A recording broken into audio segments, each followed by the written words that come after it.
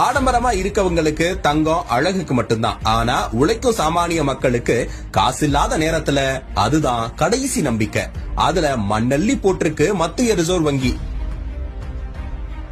பாசிச பாஜக ஒன்றியத்துல ஆட்சிக்கு வந்து பண மதிப்பிழப்புல ஆரம்பிச்சு GST, tollgate, petrol, diesel, cylinder விலை உயர்வுன்னு ஒரு பக்கமும், பாயாச திமுக 4 ஆட்சியில மின்கட்டண உயர்வு, சொத்து வரி உயர்வு, எல்லாத்துக்கும் மேல டாஸ்மாக் வருமானம்னு நடுத்தர ஏழை மக்களை வாழ்க்கையோட ஓரத்துக்கே தள்ளிட்டாங்க.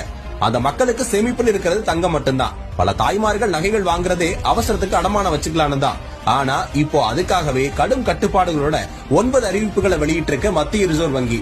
முன்னெல்லாம் நகை அடமானம் வச்சா 90% கடன் தருவாங்க. ஆனா இனிமே 75% தான். அதுவும் வச்சிருக்க நகை சொந்தமானதுதான் நிரூபிக்க ஆதாரங்கள் சமர்ப்பிக்கணுமா. பல ஆண்டுகள் பழமையான பாட்டன் பூட்டை விட்டு போன நகைக்கெல்லாம் எங்கிருந்து ரசீதை தேடுறது?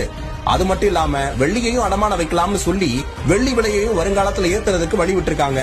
நாட்டோட 90% வருமானம் வெறும் 10% பணக்காரங்க கிட்ட குவிஞ்சு கிடக்கிற நிலைமையில மக்கள் வாழ்ந்துகிட்டு இருக்கும் போது அந்த பணம் படைத்தவர்களுக்கான அரசாங்கம் தான் இங்க நடந்துகிட்டு இருக்கு. பணம் படைச்சவனுக்கும் உழைக்கும் ஏழை மக்களுக்கும் உள்ள இடைவெளியை குறைக்க எல்லாரும் சமம்னு நினைக்கிற ஒரு தலைமை வேணும். நடுத்தர ஏழை மக்களோட கனவுகளை மதிப்பளிக்கிற ஒரு ஆட்சி வேணும். அது தலைவர் விஜய் தலைமையில தான் அமையும். அப்போ சேர்த்து வைக்கிற நகைகளை ஏழைகளும் போட்டு அழகு பார்ப்பாங்க.